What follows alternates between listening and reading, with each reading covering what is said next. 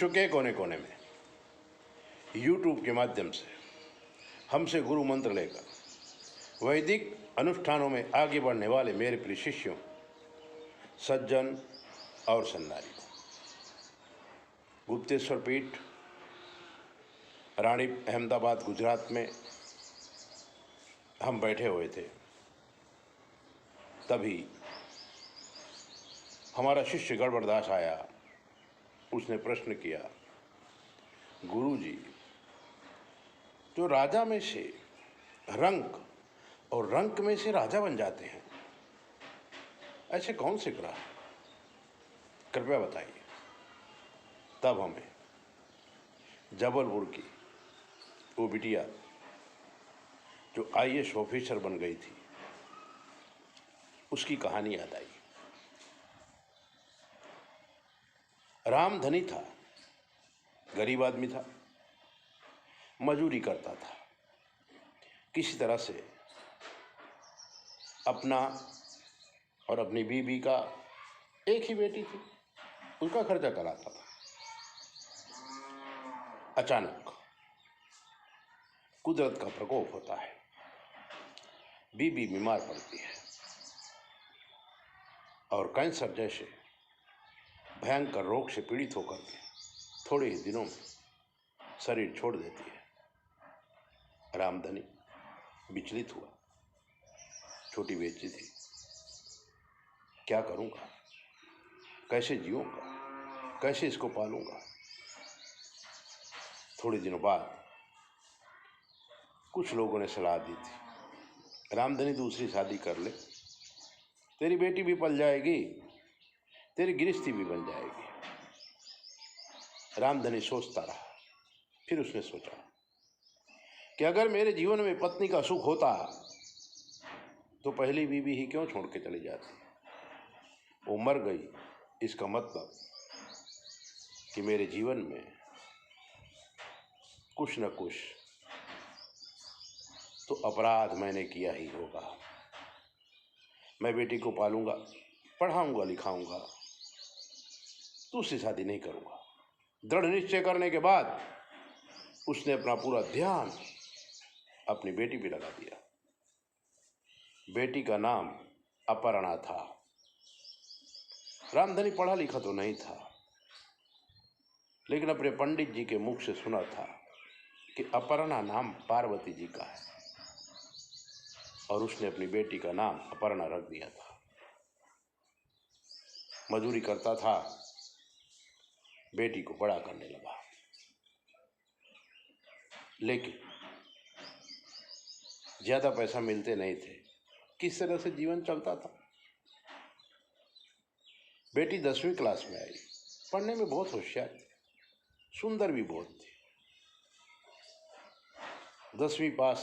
10वीं क्लास में जब अपर्णा आई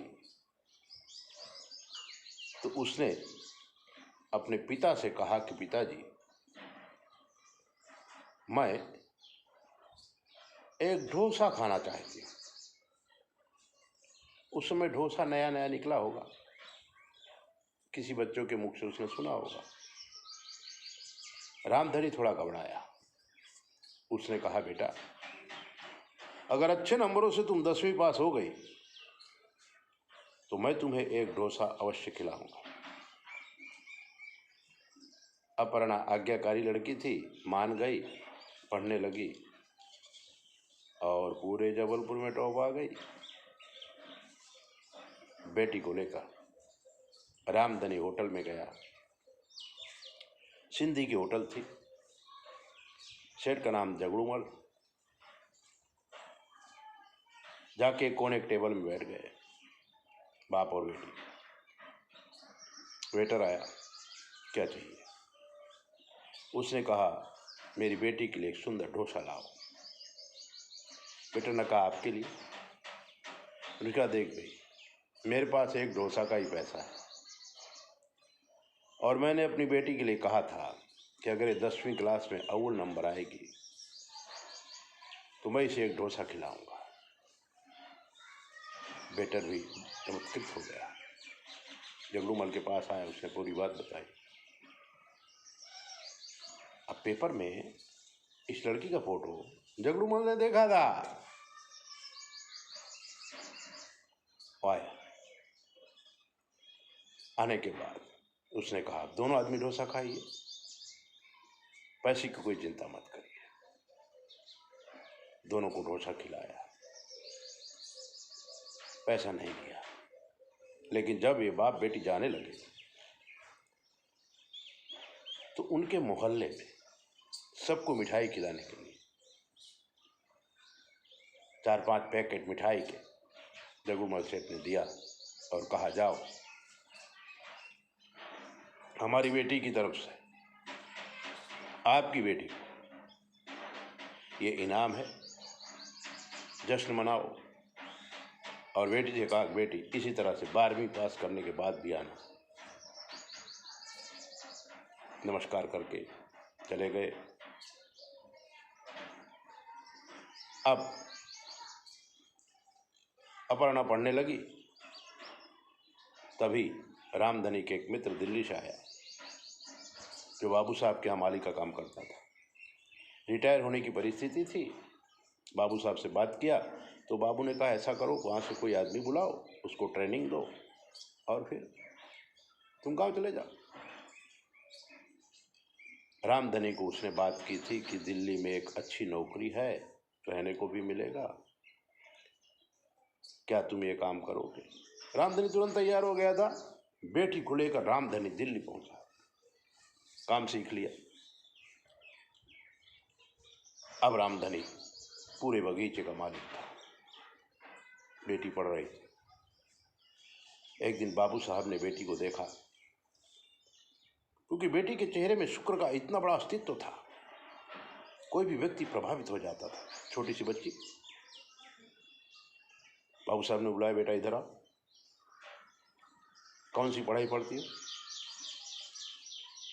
बोले मैं जबलपुर में तो पढ़ाई पढ़ रही थी, लेकिन अभी यहाँ एडमिशन नहीं लिया है, और 10वीं में मेरे ऐसे टका आया हुआ है। सेठ जी ने अपने मुनीम को भेजकर बेटी को एडमिशन दिलाया, पढ़ाई का खर्च खुद उठाने लगा। समय जाते जाते जाते जाते देरी नहीं लगती है। लड़की की तमन्ना हुई कि मैं IAS ऑफिसर बनूं। बाबू साहब ने स्वीकार कर लिया, पूरा खर्चा दिया, लड़की IAS ऑफिसर बन गई। और संयोग देखिए, उसकी ड्यूटी जबलपुर में ही लग गई। जबलपुर का कलेक्टर बन करके अपर्णा आई, और जब बाबू साहब से विदा लेने के लिए आई तो बाबू साहब ने कहा कि अपर्णा, मैंने तुझे बेटी की तरह पाला है, नक्शिक मैं तुझे पहचानता हूं, मेरे बेटे को भी तू देखती होगी। अगर तेरी इच्छा हो तो मेरा बेटा इंजीनियर है, मेरे पास सब कुछ है, तेरी जैसे अगर बहू मिल जाए तो मेरा तो जीवन ही धन्य हो जाए। अपर्णा शर्मा गई थी। उसने कहा था पिताजी, जबलपुर जाकर मैं आपको जवाब देती हूँ।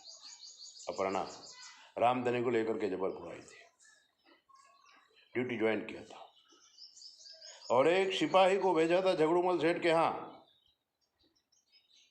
और कहा था कि कल जिलाधीश आपके यहाँ नाश्ता करने आएंगे। जगरूमल तो घबरा गया था,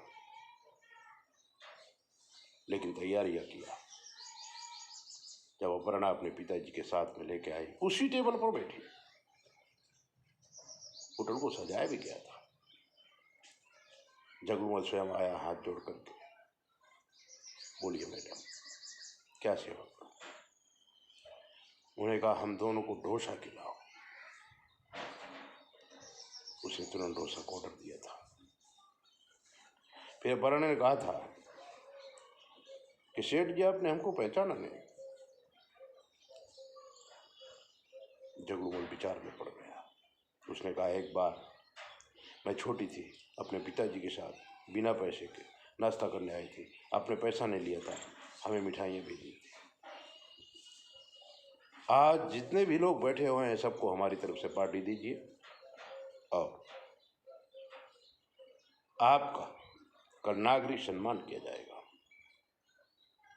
जगड़ूमल सेठ का नागरिक सम्मान हुआ। अच्छी तरह ड्यूटी ज्वाइन करने के बाद बेटी ने अपने पिताजी से पूछा कि बाबू साहब ऐसा कहते हैं कि मैं उनके घर की बहू बन जाऊं। बाबू साहब का जीवन तो धन्य हो गया। अपर्णा ने फोन किया, साल के अंदर शादी हो गई, आनंद कर रही है। लेकिन तभी YouTube के माध्यम से उस लड़के ने हमें फोन किया था और इस लड़की की अपर्णा के विषय में कुछ ज्यादा जानना चाहता था। उसी ने कहानी सुनाई थी।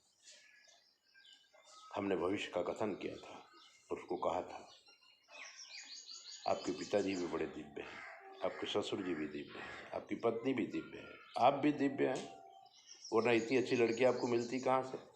इसलिए भगवान का उपकार मानो, रोज कुछ पूजा पाठ किया करो, आपका जीवन धन्य हो जाएगा। ऐसी दिव्य बातें जानने के लिए 9825200108 पर फोन करो, कुछ भी पूछो, हम आपको शास्त्र के मत के अनुसार जवाब देंगे। जय बोलो, अपना ध्यान रखो।